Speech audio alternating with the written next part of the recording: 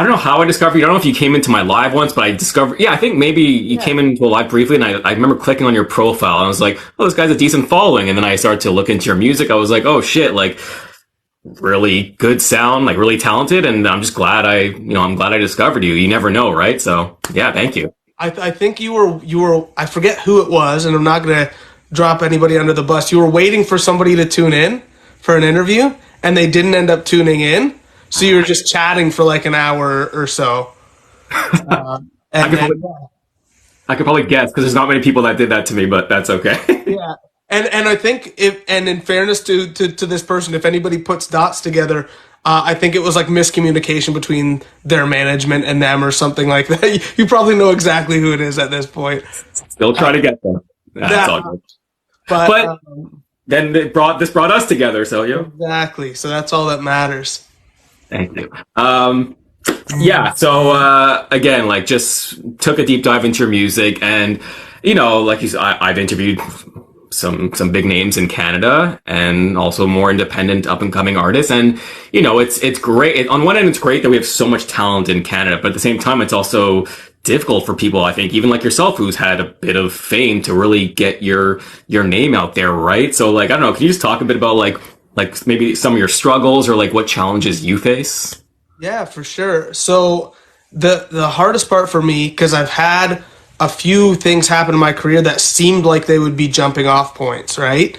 And everyone's always told me my whole life, when I started out playing in bars and stuff like that, there's always this fairy tale story of the right person will find you, and then everything happens, right? Well, I met and worked with the right person at least 5 or 6 times, right? And some of those people I'm glad I'm not working with.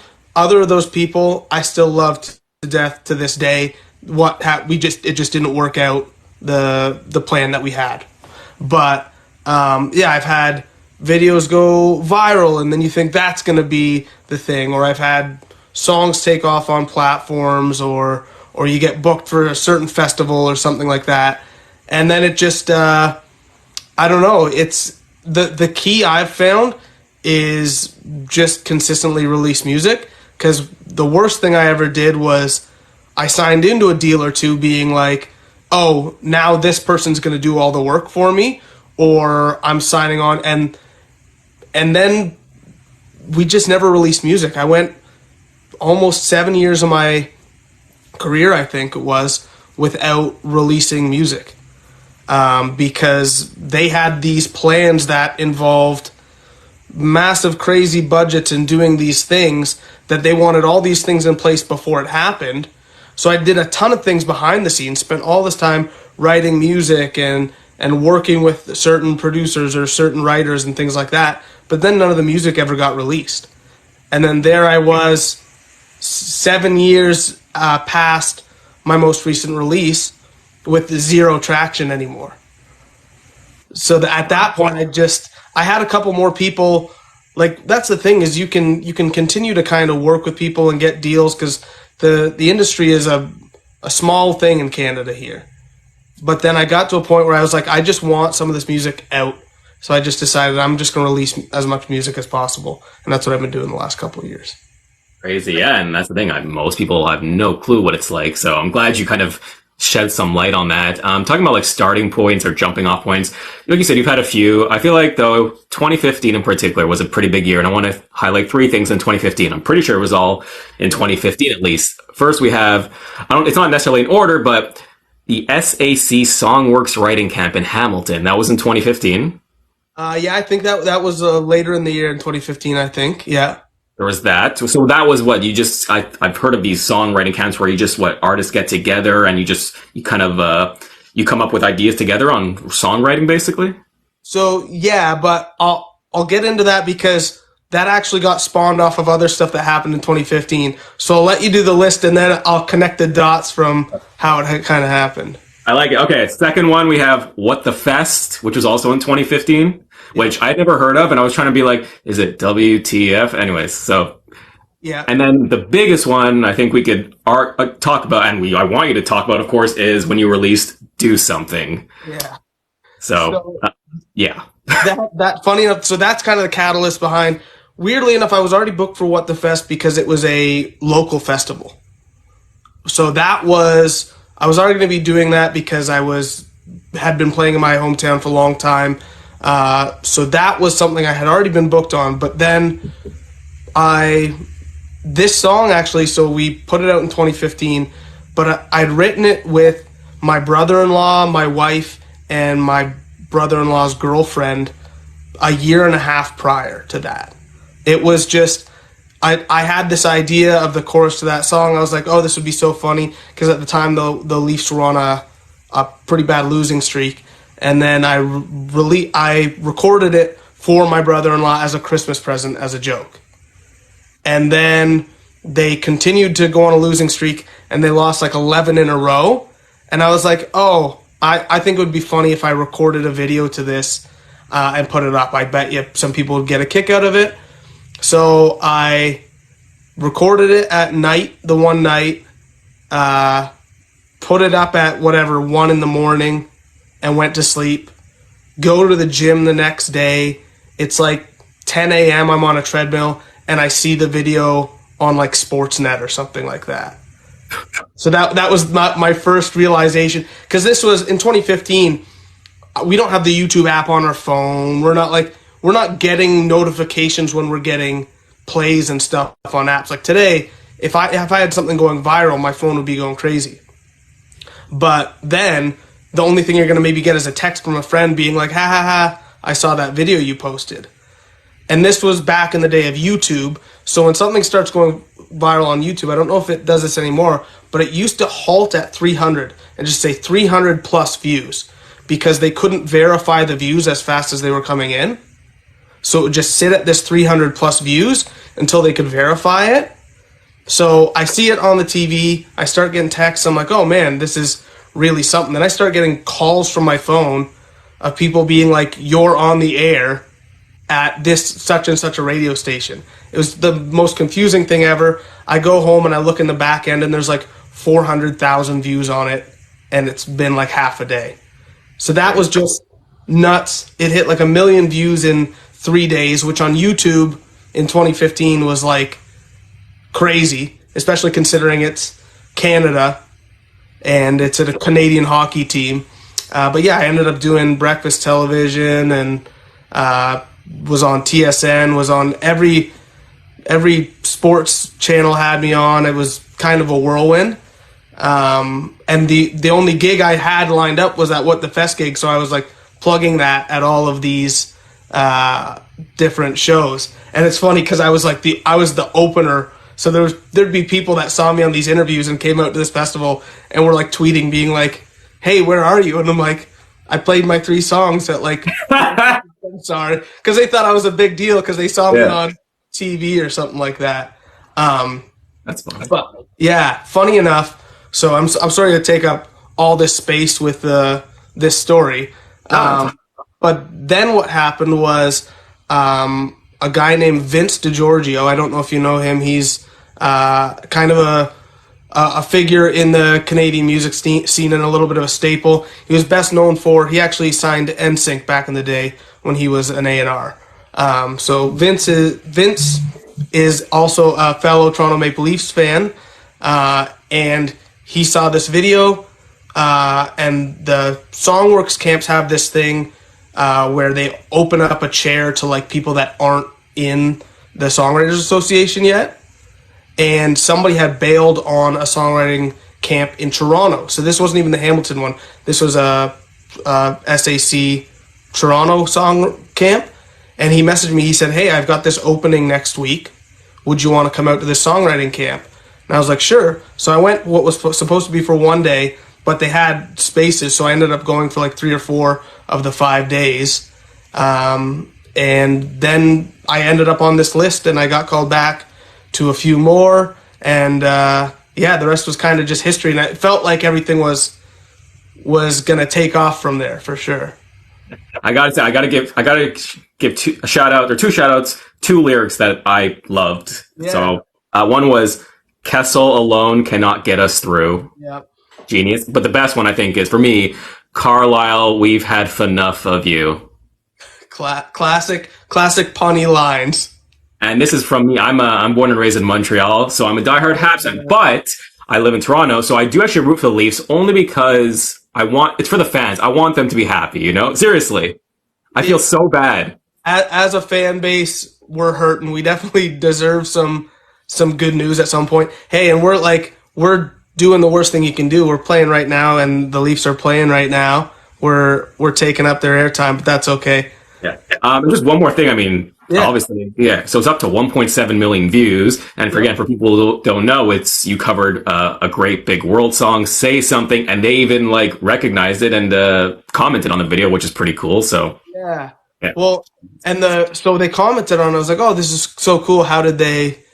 Why did they comment on it and whatever? But then I realized, so this is probably at least 2 years after that song was at its peak, and there was no version. And back in 2015, people were still buying music on iTunes. If you liked something, Spotify had just kind of gone public across the world. So it was people weren't really using Spotify. There was no Apple Music. When it came to music, you were still buying it on iTunes. So there was no version to buy on iTunes. So that song actually charted #1 in Canada for a couple days because the only version to buy was the original version. So they were probably what's going on in Canada, especially Toronto? Why is our song #1 after 2 years? That's hilarious. No, that's an amazing story. So thank you for talking about that.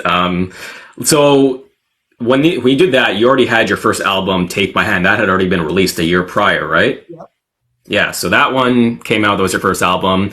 And then you mentioned kind of what was going on behind the scenes for 7 years. Then fast forward, 2021, Light of Day comes out. First of all, I feel everyone, including artists, were impacted by COVID. Was Light of Day, that album, was it supposed to be released earlier or at that exact time? So what kind of happened was just before COVID, so I would say the end of 2019 was when the last deal I was kind of in wrapped up. Okay. So then 2022 hits, and I think the world has ended because I've spent 6 years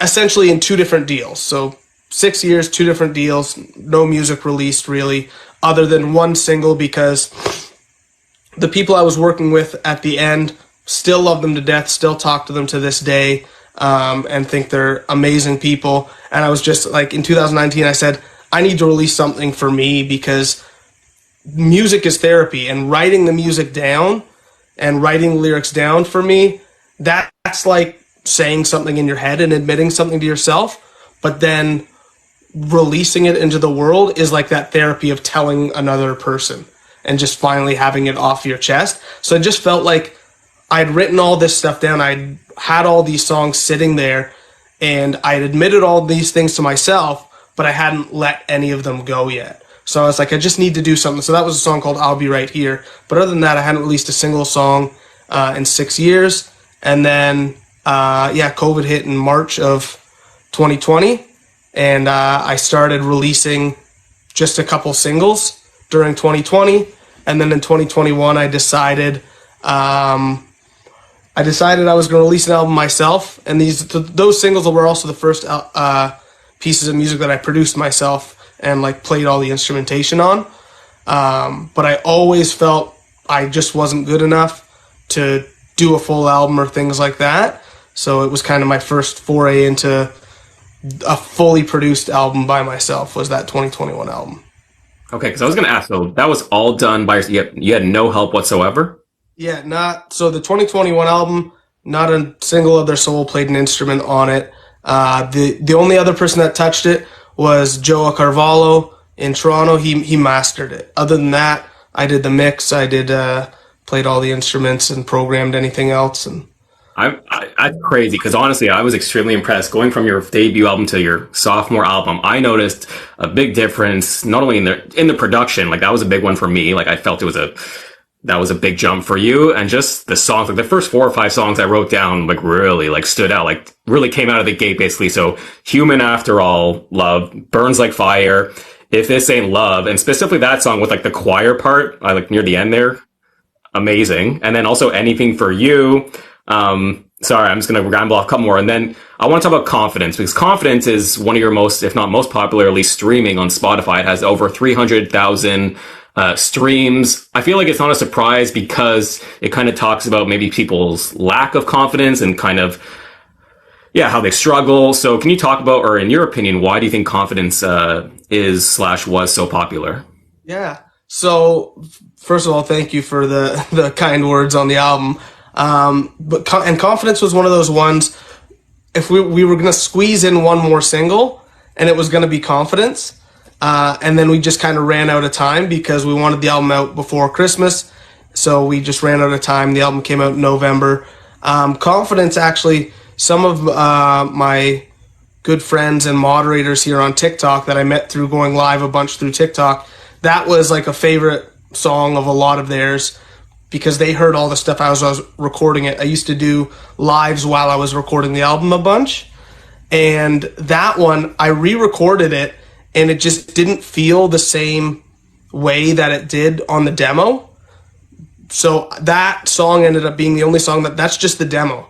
That's like a one-take vocal and a piano, and it's like not very well done, but it was authentic. And the problem was, when I wrote the song, I wrote it for my wife. And then as I started singing the song, I started singing it for more people than just my wife. So when I tried to re-sing it, it stopped sounding as caring and like a love song, and was a little bit more of like an empowerment ballad. And it just didn't work the same way, I found. So I just said, whatever, I'm going to release the demo. And weirdly enough, the reason it ended up taking off is on Facebook, actually, a lot of people started using the sound. So it could have been as simple as they're putting up a video and then they type in Confidence, and then that's the sound that pops up because that's the title of the song. And then they listen to it and they go, oh, this is fitting, because it ended up being used over 100,000 times on Facebook. So it was like viewed more than 2-point-something million times. And that's kind of what transferred over to Spotify, because Spotify also, its algorithm searches outside of just Spotify to get data. So then it started recommending it on Discover Weekly. And that's my only song that's been consistently on Discover Weekly now for like over a year. And that's kind of what helped it get that many streams. Interesting, because you mentioned Facebook, but I feel like that's what TikTok is known for. That's how people get discovered, is when they use their sound on TikTok, you know? Yeah. So, yeah, I feel like that's something that you and every other artist is like trying to achieve, right? That one song. The funny part is, like, I was kind of ignoring Facebook up until that point, and I realized, what happens is whenever platforms like TikTok or things like that come out with a new feature, all these legacy apps try to mimic that feature in order to keep people on their platform, right? And then what seems to happen is those legacy platforms will really organically push that feature to try to help you. So I hopped on Facebook Reels, and that, like, I have my biggest following right now is on Facebook. I have like, I think 50,000 people follow me on Facebook, and it was all due to Facebook Reels. I just started posting Reels a little over, I don't know, it's got to be almost 2 years ago now, and I had like 2,000 followers, and all of my followers came from Facebook Reels. So it's one of those things where I try not to now ignore any platforms, because you never know what'll hit. But I didn't even know Facebook had Reels, to be honest. Well, because Instagram had Reels, and then it would post that directly to Facebook.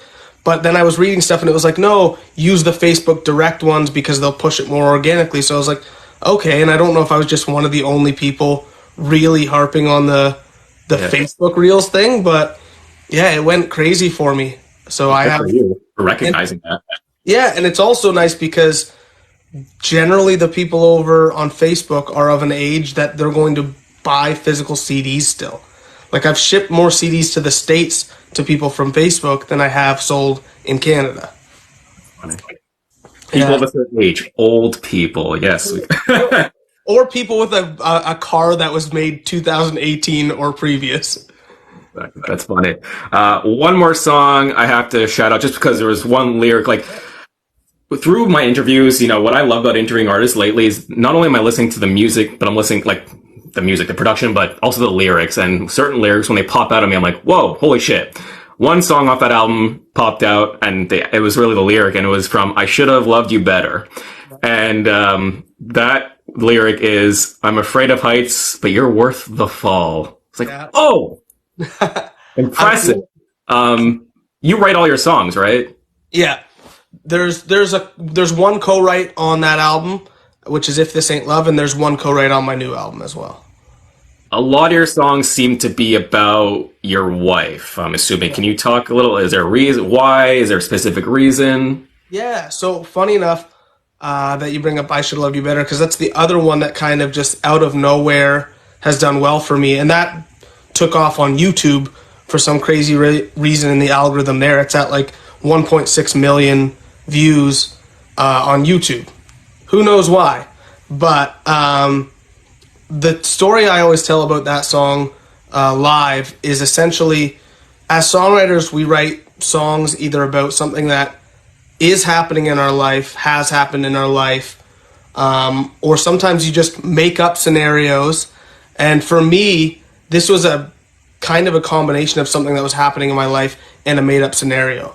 Essentially, I felt like I wasn't doing the best I could in my relationship, and I was worried if I continued to do what I was doing that I would lose the person I loved. So I thought, what is the song I would write if I already lost that person? If I was now at the point where I didn't fix any of the things I'm doing and everything continued to go down the same path and then that person left me, what is that song I would write then? Because maybe if I write that song now, I can admit some things to myself and correct that path and not lose that person. So that was kind of the reason I wrote that song, was to take stock of my relationship and think of, hey, what are the things that I know I could be doing better, that if I do better, I won't lose the person I love. So I always prompt people to first listen to the song, but then write their own "I Should Have Loved You Better." And it doesn't have to be about a romantic relationship. It could be about a friendship or a parent or a sibling. But we all have these relationships where we get so comfortable in them and we're doing things and we know that it's not necessarily best for the relationship, or we're just not being our best selves, and we're going like, the relationship in general will pick up the slack. But I think for me, writing those all down and seeing them in black and white and going, I know I'm doing these things wrong, and I know I'm staying in fights when I'd rather just be happy than stay in these fights, but I'm staying in them because I'm just complacent, or I'm just not letting her shine in the way she needs to shine, or a thousand different things. But yeah, that song for me was a really personal one, and I think that's both that and Confidence. I think that's why they did well, is because they're just very authentic. Yeah, no, that's awesome. I love that. Like, you seem to really kind of get ahead of things, and like you're clearly very self-aware of yourself, about your relationship. So I appreciate that. And like you said, I think it's easy for you to get comfortable and not maybe address issues. But you need to get uncomfortable, obviously, to fix things, right? So that's amazing. Let's get into the next album, the latest album that just dropped, Life, Love, and Everything After. Before, you released that, I guess you were releasing songs, and of course the one that I first, I guess, found was Hold Me Before You Go, and of course I made a couple videos, and thank you for kind of helping me out and sharing them on your channel. Yeah, no, great song. And I don't know, has anyone, I'm sure people, I said, your sound in general sounds like Lewis Capaldi. Has anyone else ever told you that? I appreciate that. I've had a couple people say that, and that's like, I think that Lewis is absolutely amazing. He's one of my favorite current artists. And yeah, like that to me is one of the highest compliments I could get. I don't think I quite have the pipes that he has, but yeah, a lot of times that's somewhat the aim I'm going for, is that type of just classic ballads, you know what I mean? That don't feel so stuck in a certain time or not. It's just a love ballad or a emotional ballad of some sort with a powerful melody. That's all that I focus on. Okay. By the way, I don't know why this popped in my head, but besides Lewis Capaldi, someone who I think you would actually be good with, I think even maybe collabing with or duetting is Tyler Shaw. Oh yeah, Tyler's fantastic. Yeah, he's very talented. So he's kind of busy with a second child right now, but Busy with a second child and on a slightly different echelon of Canadian artists than myself. But yeah, he's fantastic. yeah, he's amazing. So yeah, again, life, love, and everything after. I want to talk about that because you talk about, so you post a lot on social media and you talk about how the beginning, the first song, if you want to call it, or interlude is life. And then you have another interlude or song in called love in the middle. And then the last song is everything after. So I want to ask you, are those songs then kind of like, do those go into, like after like life, then there's like, let's say 5 or 6 songs. Yeah. Are those songs specifically about life? And then once it hits love, are those songs after about love? And so does that make sense or no? To a degree, that was originally originally the album was just called Everything After. And then I had this idea because the album was getting so large. I had the idea I was going to make sections because I had probably 20 something songs. So I was going to do like a 6 or 7 song life EP/album, 6 or 7 song love album, then a 6 or 7 song everything after album. Yep. But then I started just realizing I was making so much more work for myself that I couldn't keep up with. So I decided I was going to condense it. And then I originally made the song order kind of that life songs, love songs, then everything after, but it didn't flow properly. And then what I realized is, well, life and love kind of commingle. You know what I mean? They're not a separate thing. So I ended up doing like all the life and love songs are first, and they're kind of intermingled together. And then it's really just the last couple songs that are more the everything after type of songs, if that makes sense. Yeah, oh, that makes sense. I was thinking, yeah, like life and love obviously go together pretty much. Like you have one, there's always one, they're always together in some way. You do mention in a TikTok, I believe, you say about life intro, like when you first came up with that, you didn't maybe think much of it, but then you look back and it was important to you, and there was one specific lyric in particular, and it's if I'm honest, life is lonely. In crowded rooms, I feel it mostly. Can you talk about that? What does that mean to you? Definitely. So, the line itself, to me, first of all, in some of the interludes, there's references to songs on the album. So that line starts with "If I'm Honest," which is a song further on the record. It's called "If I'm Honest." So there's little Easter eggs of song titles in those 2 interludes. But basically, I got to this point where through COVID and things like that, and even through making the album, it's a very lonely process when you produce albums by yourself, because normally it's a super collaborative process with a bunch of people in the room. But for me, it's just a ton of late nights by myself in a room alone.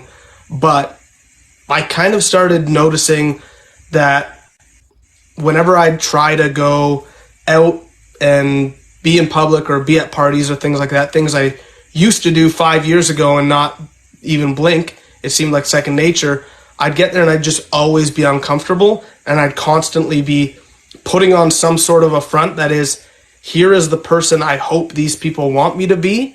And then there was the real me behind that in my brain, watching the situation unfold, just wishing that I was at home or just with my wife at home. I just found it, and still to this day, find it very difficult to be just my authentic self and let go and just be comfortable in group situations. Funny enough, the times I feel most comfortable in public is if I'm standing on a stage, because there's a social contract that I know exactly what I'm supposed to do here. I'm supposed to sing these songs and hopefully sing them well, and hopefully you will relate to those songs and have a good experience.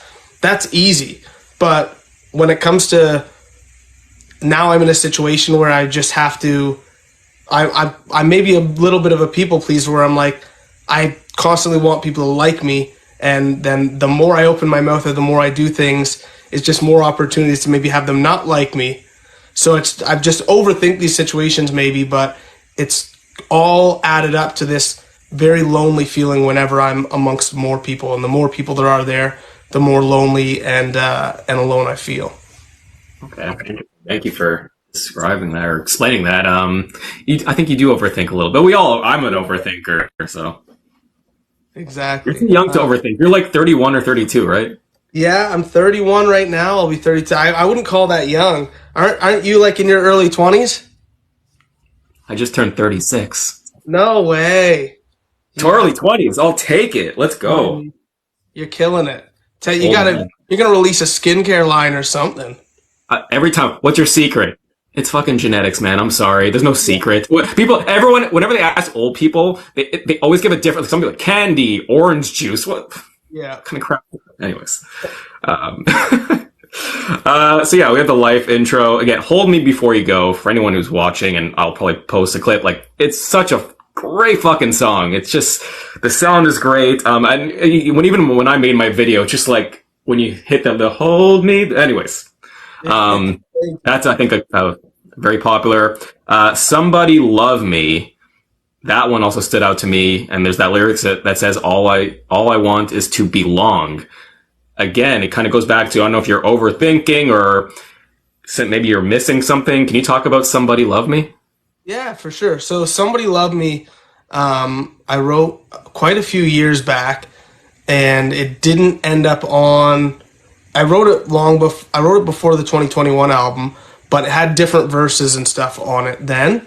But the chorus was the same then, and the reason I wrote that was I noticed through the years, I'm somebody who is up and down with everything, whether that's my mental health, my weight, my whatever. And at a certain point, a few years back, I was in the best shape of my life. I was killing it in the gym, and back then I thought I looked horrible. But today, looking back on it, I realized, I was in insanely good shape at the time.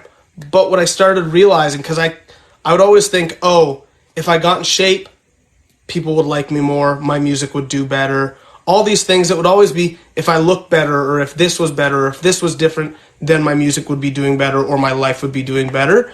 And I started realizing that people then only start loving you for that thing you have, whether it's looks, money, or access, whatever that thing is that you thought, if I get this, my life will be better, or people will love me or like me. You start realizing, okay, these people just like that thing I got now. And where is the actual love for me? So that was written behind essentially being like, when is somebody going to love me for me? Not just the body I am or the things I have, or when is somebody actually going to love me? And my fear was, well, if I let somebody in, I'm scared they just leave like everybody else that finally gets to know the true me, because I think a lot of our fears, and like one of my fears is, deep down, I think I'm a monster and I'm not a good person.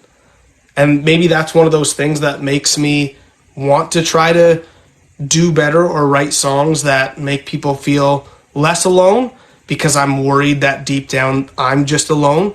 Again, I'm going way too far into this, but the biggest point behind it is just, I want somebody to love me for who I am, not for the things I do or the things I have or what I look like. Totally valid. I think a lot, and even one of my followers, one of my friends will say, Ryan, he says he resonates with that. And I think everyone could resonate with that, right? And it's funny you mentioned about working out, because I believe I did a deep dive on your TikTok. I think your very first TikTok was you like doing cable flies and singing. And it did really well too, a lot of views. So yeah, it did. That was a Louis Capaldi song, funny enough. Yeah. And that was like a late night gym session. And I thought I was like, this would be great. And the funny thing is, I posted that. That was my first TikTok I posted, and I closed the app for like a year. I never even opened it. And then a year later, I opened it and had 2,000 followers or something. So I could already start going live, and it was the middle of COVID. So I was like, oh, I'll just start going live. Yeah, so that's from that kind of era of where I was going hard at the gym all the time.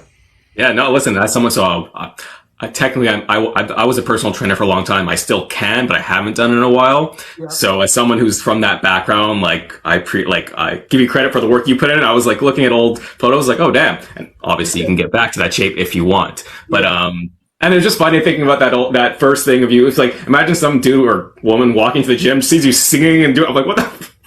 Yeah, I was lucky enough that nobody else. I would always go to the gym at like 2 a.m. and there was nobody there. But the funny thing is, and since then I've kind of gone up and down with the whole gym thing and losing weight and stuff like that. My biggest problem, and again, this is one of those inner battle things that somewhat relates to the "Somebody Love Me" message, is sometimes I'd find myself going back to the gym and getting in better shape, and then I'd say, well, then now are you not going to have people like you for the wrong reasons again? And it's a very terrible excuse because, I mean, my health should come first. But I always get in these weird situations of what I want is people to love me for me. So I've almost had these periods where I'm like, you'll see me on TikToks, my hair's overgrown, my beard's overgrown. I'm like, I'm trying to almost get as unlovable as possible and see, will somebody still love me? And it's a terrible thing because you end up pushing people away like that. And I'm sure we've all had those relationships where you're seeing how hard can I push and have these people still love me? Because that's what makes you feel like, oh, they're definitely not going to leave if they love me at this or they keep. But sometimes you do that too much and then people just say, forget it. I don't have to prove myself to you anymore. Yeah, and I mean, listen, it's really easy for me to say to you or anyone, be like, why do you care what other people think? Just do it for you. But again, a lot of people struggle with whatever body issues. And it's crazy, especially with body dysmorphia, not with women, but also with men. Men, it's kind of the opposite, where they think they're never big enough, usually, even myself, So, yeah. It's funny because I look at that time back then when I posted those videos in the gym and stuff like that. And in the moment, I still thought I was fat. You know what I mean? Like I wouldn't go to a public pool and take my shirt off then. Yeah. But then you look back. It's funny because that dysmorphia, you don't realize how bad it hits you until you're past that. Yeah, absolutely. Yeah. One more song I want to talk about on the Life, Love, and Everything After album is Happyless. Because according to you, it's the best song you've ever written. Why is it the best song? Why is Happyless the best song you've ever written? Before I go into this, I just want to say thank you to all the people tuning in. Ryan, Lyric Video Lady, everyone that's in, Tara. Thank you for tuning in. So, sorry that you have to edit that out now if you use this for anything, but why do I think Happyless is the best song I've ever written? In short order, it's because I sat down to write a song with a purpose, and the song that came out was exactly what I wanted. It was essentially, because as much as you want relationships to always either be great or on the upswing, sometimes you're in that spot where you go, and a lot of this stuff is introspective and self-reflective, but I was like, what am I doing that is holding me back in my relationship?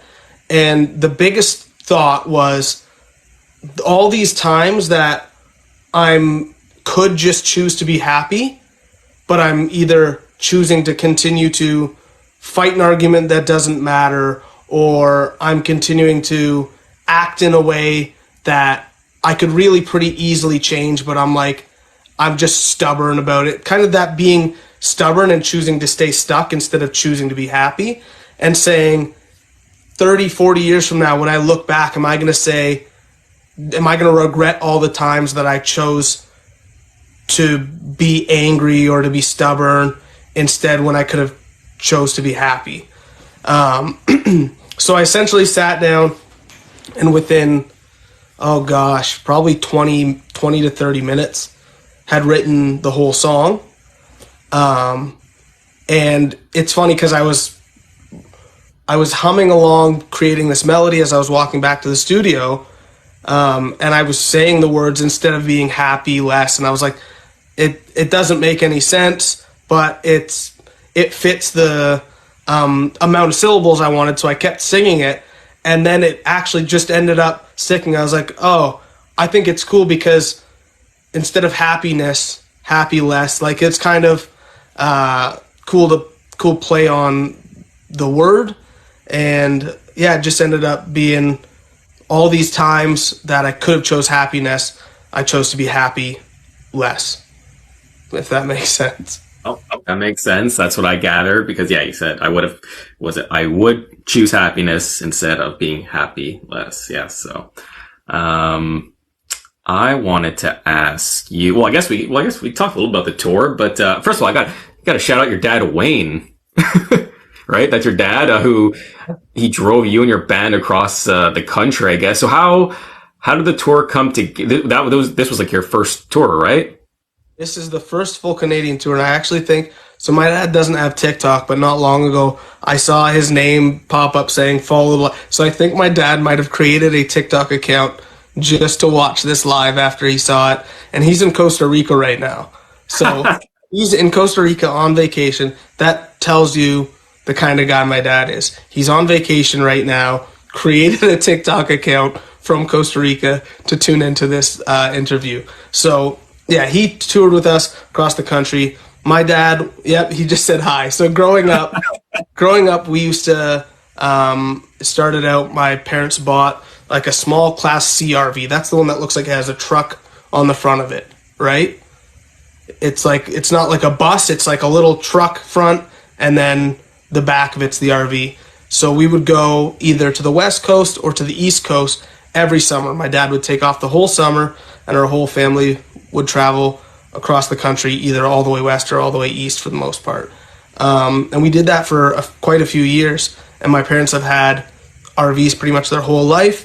And then when I decided I was going to do this tour, I was originally going to just force all of my also 30-year-old band members to basically do it in a truck. And then my dad had said, well, no, we should do it in an RV. So my dad got this RV and came with us. Me and my dad drove all the way out to Halifax. I flew the band into Halifax on a Thursday morning. We played Halifax on the Thursday, Fredericton, New Brunswick on the Friday, Ottawa area on the Saturday, and then Toronto on the Sunday. So it was 4 days from Halifax all the way to Toronto, 4 gigs in a row. And then we played our hometown show that coming week. And then me and my dad drove all the way out to Winnipeg by ourselves. The band flew in to Winnipeg that Thursday, played with us there. We drove all the way out to Burnaby, BC. Band played with us there on the Sunday. They all flew home, and me and my dad took 7 days to drive back home from Burnaby all the way to Paris, Ontario. That's my dream. I want to do a road trip across from here to I've been to Vancouver, BC a few times, but I would love to drive there. Do you like doing that trip? It's beautiful. It's nice because this is my first time doing it as an adult that could actually appreciate what I was seeing. Because when I was a kid, your parents would be like, look out the window at those mountains. You'd be like, cool, right? Yeah. I'm going to go back on my Game Boy or put another CD in my CD player or whatever the heck I was doing, right? Yeah. But this time around, it was beautiful. And being able to share the drive as well was super cool. Driving through the Rocky Mountains and all these different places. We truly have one of the most beautiful countries on the planet and one of the most biodiverse. And it's just like insane to drive across. And it's so massive. People don't realize it takes you 3 days just to get out of Ontario going west. Exactly. Yeah. So no, that's amazing that you got to do that. So I guess I got to ask you, I mean, so you said you had a period of like 7 years of not putting out music, but now you've been pretty busy the last 2 years or so. So of course the album just came out. You just did the tour. We're almost already end of the year. Do you plan on putting out more singles, or do you have any plans already for next year? So currently, this was the first album that I got outside funding from it all. So I was approved for a factor grant for this album. which means I do have some money that I can put towards marketing and stuff like that. So the next month or so, as well as the first few months of the new year, I'm kind of going to try to focus around putting a real marketing plan behind getting this album a little further, because sorry, before the album release, normally I would spend a ton of time trying to market it myself and whatnot, but I was also in the middle of booking my first ever cross-country tour, so the tour, as that got closer, ended up taking up so much more of my time than the album. So the album release itself, I didn't have as many things lined up as I would have liked to. So I kind of now am playing catch up on how am I going to reignite the flame and do some sort of a marketing push. Because as you know, you kind of somewhat live in that side of the world. A lot of the marketing happens pre-album. The 4 to 6 weeks ahead of time, you're doing a ton of footwork, and then you're following up on it all, say the month to 6 weeks after that. Yeah. So trying to 1 month post album release or 2 months post album release, try to light a fire can be kind of difficult. So, but with the fact that I've got a grant, which I've never had something like that before, I'm trying my best to find ways to have that help propel this album to a little bit more success before I start putting out new music. But there might be some alternate versions and live recorded versions of some of the songs on this album coming, kind of to help support the marketing. Because I know, when it comes to grants, at least from what I learned, because I went to, have you been to Canadian Music Week? Yep. Yeah, so I went for the first time this year. I was only able to go one day because I was working full time. Still am. But I went, and one of the things I sat in on, like the talks, saying how Canada is one of the best countries in the world when it comes to grants for artists, like especially smaller independent artists, which I didn't know, which is amazing. And I've actually been in contact because I interviewed this band. I don't know if you know Mobile. Ever heard of Mobile?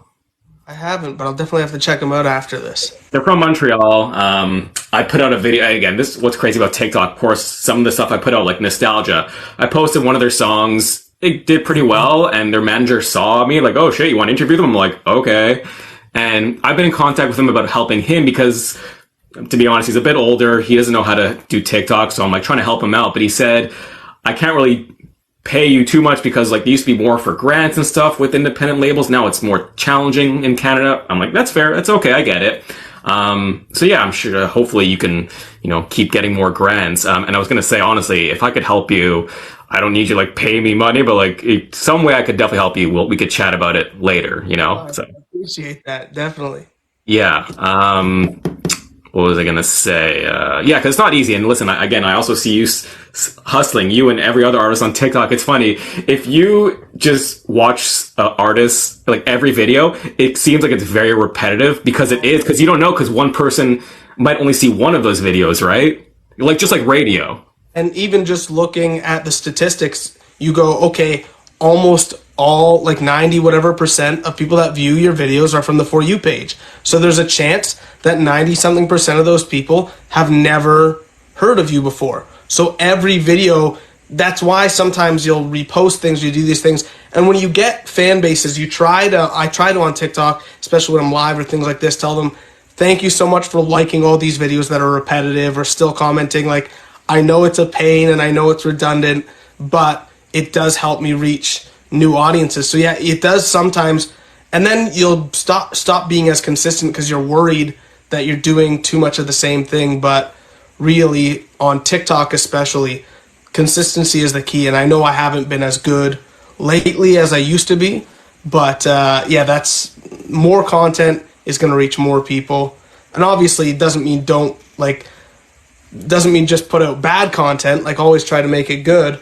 And I do realize there's certain things that do better than others. I did like a kind of a parody rewrite of Noah Kahan's song a little while ago, and that did well. It got like 700,000 views or something. And it's funny because people go, why don't you do more stuff like that? It does so well.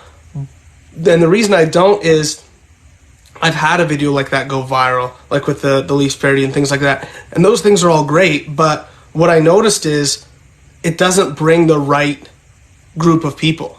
You know what I mean? Those people that like parody songs aren't necessarily people that like Stephen Ryan music. Yeah. Every now and then you'll have it'll hit, but what I've found happens is if I do too many things that are not super related to my specific music, then my follower count ends up being full of people that don't actually like my content.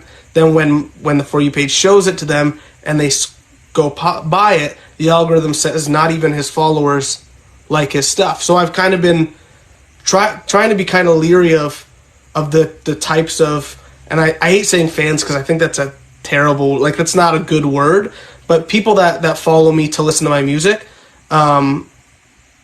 it just doesn't cross over with some of those things that I was doing. So I'm trying to be really leery and try to curate it more so that my stuff reaches the right people, and when my audience grows, it'll be the people that actually want to listen to my music. I get that. It's funny. I mentioned that to another artist I interviewed a while ago. Again, kind of independent. She's had a decent amount of success as well, where her most viewed videos, most popular, are like just comedy, like funny things. And I brought it up to her. I was like, does that bother you at all that your music videos don't do well? She's like, no, at least it's still bringing people in, which is what I want. So I'm like, okay, everyone has different opinions and goals. So yeah, I'm just curious. Are you looking for, like, would you want to be signed to a major record label? I know it sounds like a dumb question, but not everyone wants to. Yeah. So at this point in time, I don't think I would. It would have to be like the super right deal. I'm currently with like an independent label that does like distribution for me and stuff. And in this world and in this market, at being an independent, I feel like it's more of an a la carte thing where it's like, if you can find the right distribution partner, the right people to do your marketing, the right booking agent, the more diverse you can be, having people work for you, I think the better that is. And just getting people that specialize in their field instead of just signing to, and again, I say that and somebody could approach me tomorrow and then you go, Steven, you're a liar. But it really have to be the right thing, because after working with different people and on different plans for, like I said, 7 years where I didn't necessarily release music, my biggest fear is being silent and getting in a deal where it's not up to me whether I release music or not. Mm-hmm. So it would have to be, if, like you say, like if it was a major label that approached me, the deal would definitely be music gets released at, like, I can't go 1 full year or 2 full years without an actual body of work coming out. That's kind of what would be my thing. No, it would, and you would have that challenge with a major record label. I mean, I don't know if you've heard of Anne Julie. Yeah. Oh yeah. She's on, yeah, and I've tried to interview her. She doesn't want to. I'm like, that's fine. She just doesn't feel comfortable. I'm like, that's fine. She's super cool, and what I like about her, she totally talks about that, like kind of what goes on with the labels and her struggles. And not only is she a great singer, but I didn't realize she's written songs for huge names. Yeah, she's a certified pop star. She's fantastic. So thankfully for her, and we are able to see that, unfortunately, it's not always the greatest thing to work with these major record labels, right? So, yeah. Yeah, it's definitely funny. I've worked with some amazing people, and I've worked with some people that I wouldn't answer the phone to again. And the people that are amazing know who they are, because I still email them copies of new songs whenever I'm done them, just because we still connect on such a great level with the music that I'm just still constantly sharing music and just friendly emails back and forth, because I like them as a human being so much. But yeah, it is. I've met a few people in the Canadian music industry that have been shelved on purpose. I'm sure you've heard of this thing where they used to. I don't know how much it happens as much nowadays, but back 5-10 years ago especially, they used to do this thing where if you were an artist that was kind of up and coming and you were too similar to an artist that a major label was trying to break, they'd sign you to a deal saying they were going to do all these things, and then they'd just shelf you so that you weren't competition for that artist that they were trying to break at the time.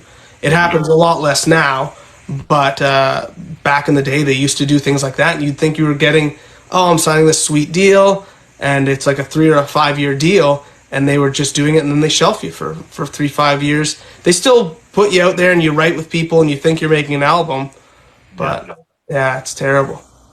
Ryan says JoJo was totally, was she? I don't know, maybe. Shout out to JoJo. It happens though. People get shelved, or yeah, it's a weird industry, but Yeah.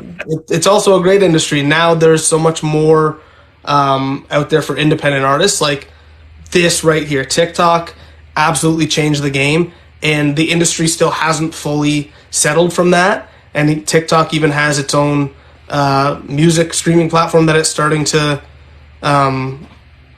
beta in certain countries. So who knows what that would bring? But All right, who knows? We'll see. yeah.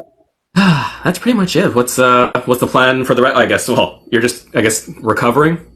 Yeah, so the rest of the night, again, I said this is probably the first night I'll get like a full night's sleep without like coughing fits all the way through the night. So recovery, watch the rest of the hockey game because obviously I'm a big Leafs fan, so be doing that. And then other than that, yeah, not a whole lot, just resting and then trying to come up with a plan to finish marketing this album.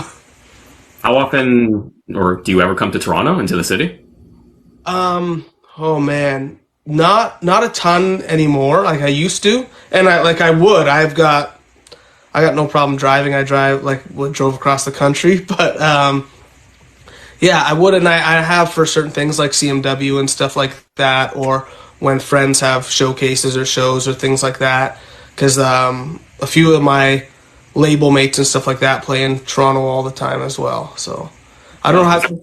Have you done an interview with John Muirhead? He's from Toronto. He's a folk. No, I saw you post about him, but no, I haven't. Not yet. No. I'll send you a couple great friends and people that are.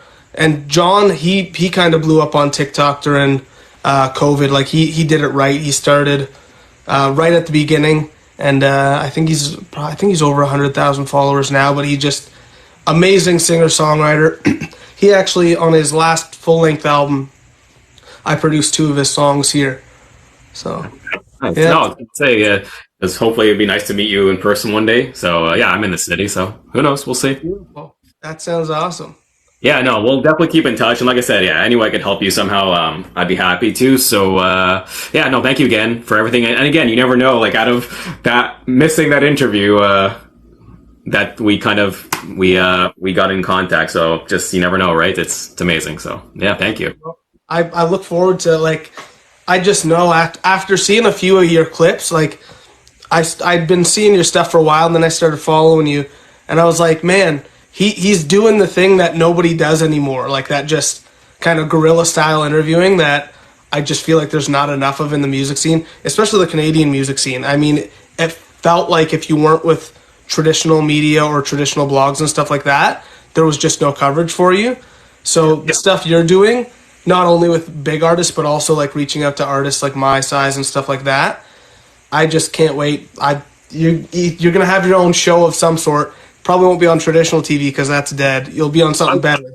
Again, it's kind of like going to a major record label. It could be great, but then going to a major like television, like I would love to do CBC, but if I do that, I happen to have a boss. I can only ask certain questions, so you know. Exactly. But I'm looking forward to the journey. Thank you. No, it's been amazing. Thank you so much. Get better soon, and we'll be in touch.